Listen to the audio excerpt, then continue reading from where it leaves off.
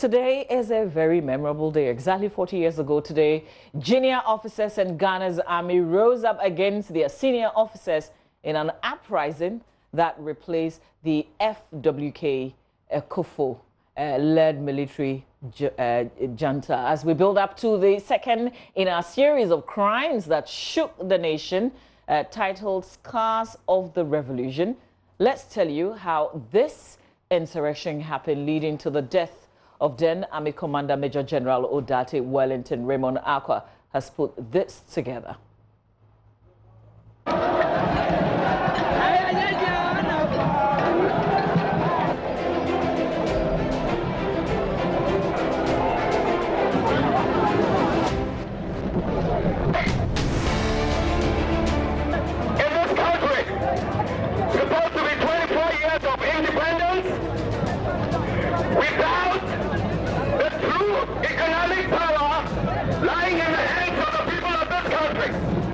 On 15th May 1979, there was a mutiny in the Ghana Armed Forces.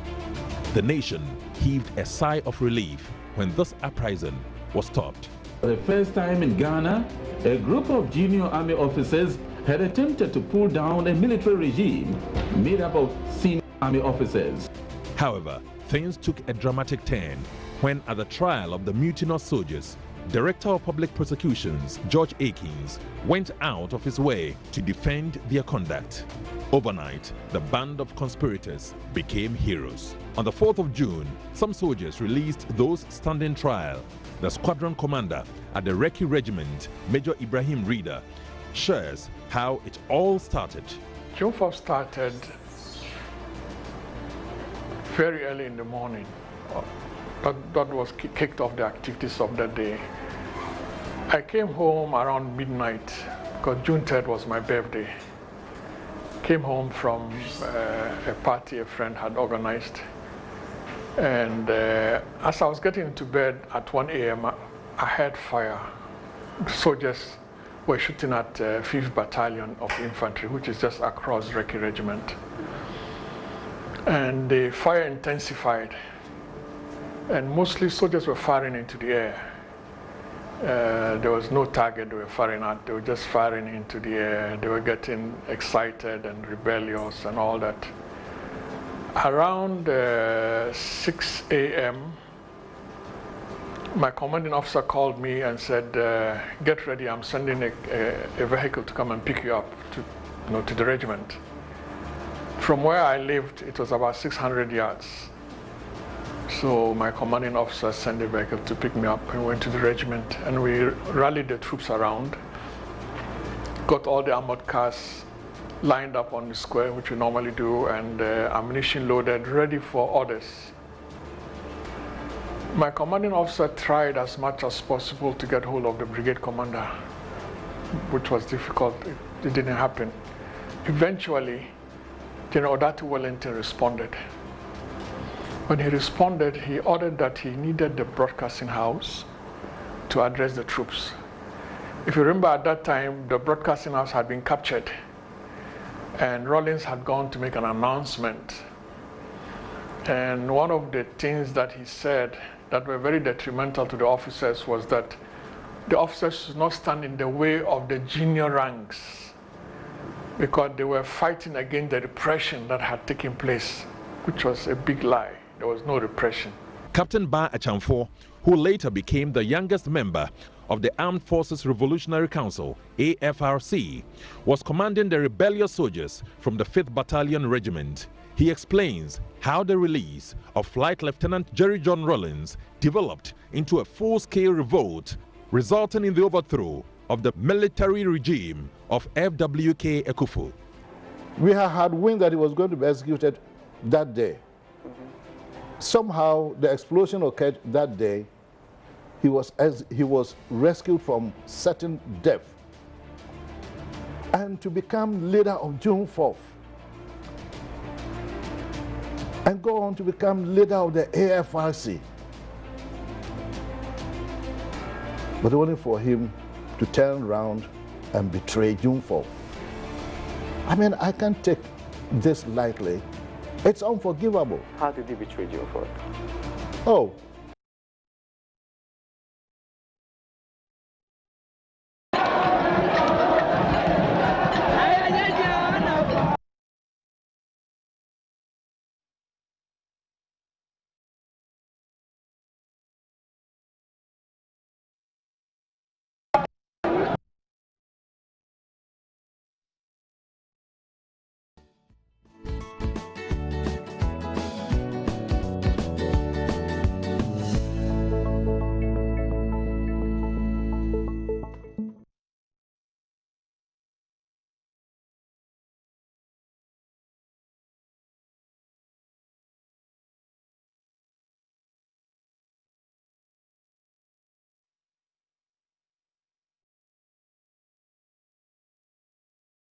today with the Bible.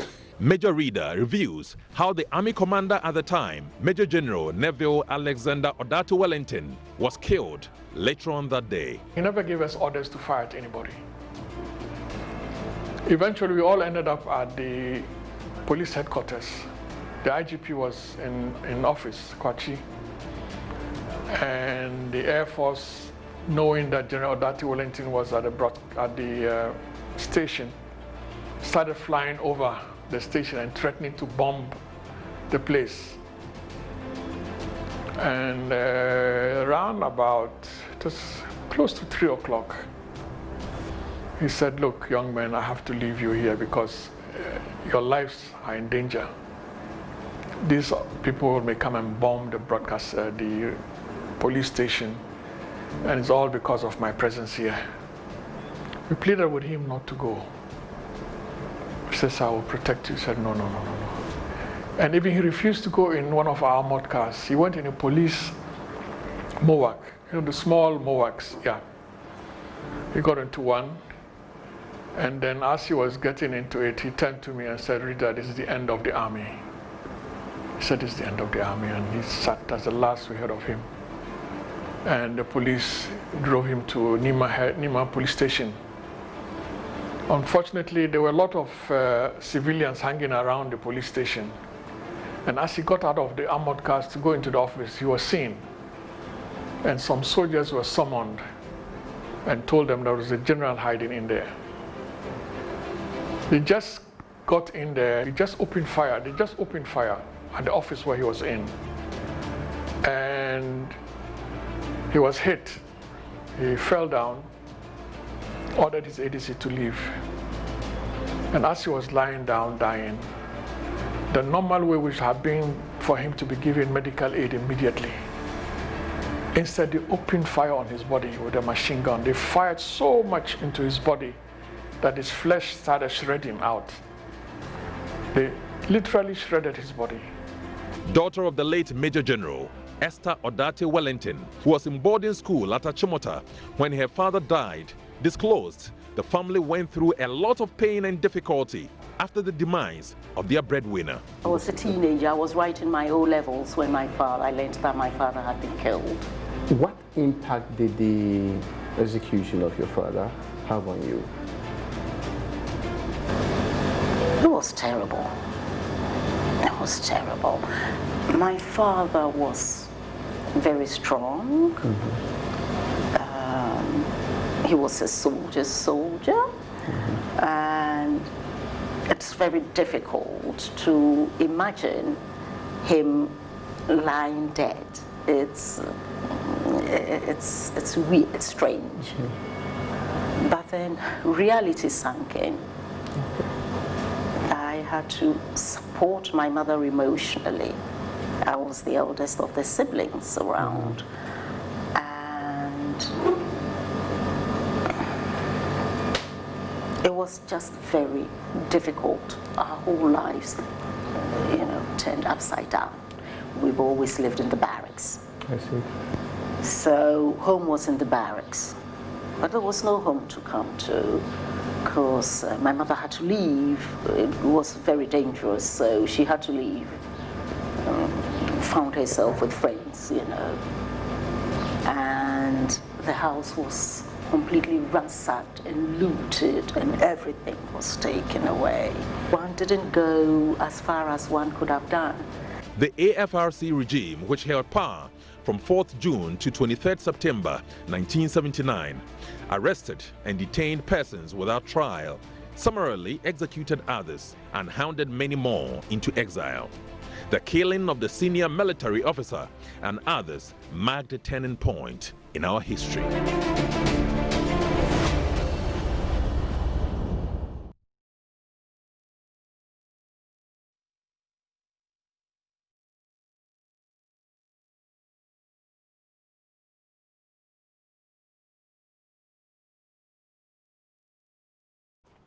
Well, to commemorate this day, former President Jerry John Rawlings and other leading members of the June 4 uprising will address a grand or a Deborah of chiefs and people of the Nungwa Traditional Authority at the Nungwa Traditional Authority Park after a parade at the same venue. That's where Roland Walker is stationed right now.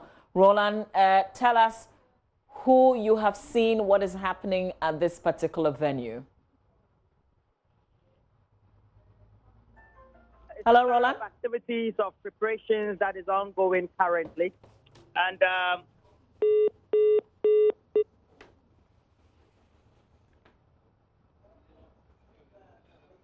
ongoing as it is, but more so I can just tell you about so the place is they've prepared the place to make sure that everybody could be accommodated. It looks to be like I won't call it a small ceremony, maybe a mini ceremony if I can just, but the top dignitaries of the NDC, and according to the program lineup I have here, it will take about 3 hours to finish this program. It will start with a welcome address, and then a June 4 anthem as it is by the June 4 movement members, and subsequently we're going to have the youth organizer of the NDC also make a speech, and Alhaji Hudu Yahya, many of you who know him, also very instrumental in the PNDC those days, is also available here. So it looks like enough of activities before it climaxes with the founder's main speech, and that is Flight Lieutenant General Rollins, Mama V. Roland, do we have young people? Do you see young people or even people within the area who are interested in what is going to happen later this morning? Do they even understand June 4?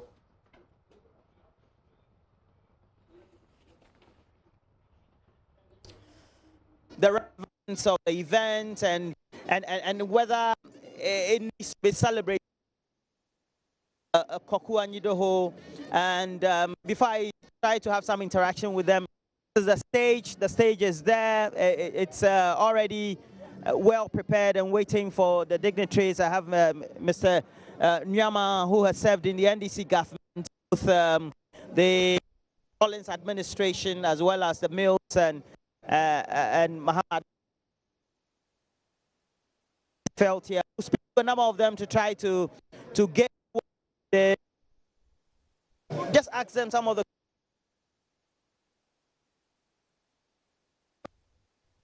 Why are we keeping it on air?